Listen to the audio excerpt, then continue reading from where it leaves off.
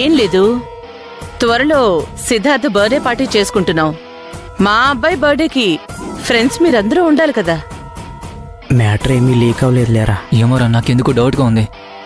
భలే వాళ్ళే ఆంటీ, మేము లేకుండా వాడి బర్త్డే ఫంక్షన్ జరిగిందా?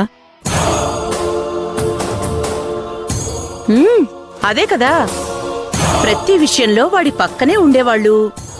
అలాంటిది వాడి జీవితంలో చాలా ముఖ్యమైన విషయం. వాడు పెళ్లి చేసుకుంటే ఫ్రెండ్స్ మీరు కూడా పక్కనే ఉండాలి కదా.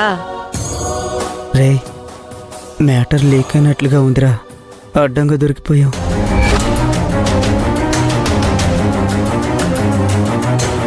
చెప్పండ్రా, సిద్ధు ఎక్కడికెళ్ళాడు? ఎక్కడికైనా వెళ్ళాడా లేదా ఇంకా ఏమైనా జరుగుతోందా? పెళ్లి చేసుకోవాలని చూస్తున్నాడా?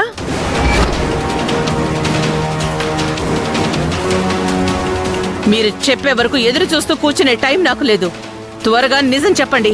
అలాంటిదేం లేదంటీ, అలాంటిది ఏమైనా ఉంటే మేము చెప్తాంగా.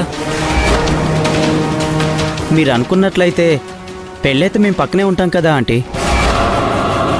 తెలివితేటలు ఎక్కువైపోయాయి మీకు. మాటలతో ఎవరో అమాయకుల్ని మోసం చేయాలనుకున్నట్టు నన్ను మోసం చేయాలనుకుంటున్నారు. అయ్యో, అలాంటిదేం లేదంటీ, మేము నిజమే మాట్లాడుతున్నాం. నిజంగా వాడి పెళ్లి జరుగుతుంటే మేము పక్కన ఉండకుండా ఎలా ఉంటాం?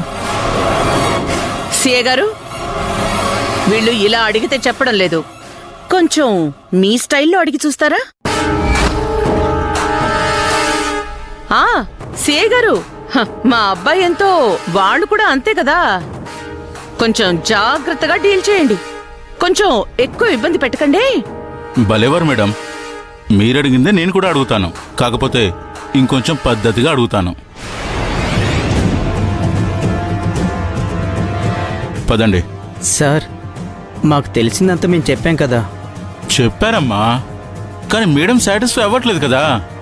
మీరు మేడం ముందు, సార్ ముందు చెప్పడానికి భయపడుతున్నారేమో. నాతో చెప్తురు గాని పదండి.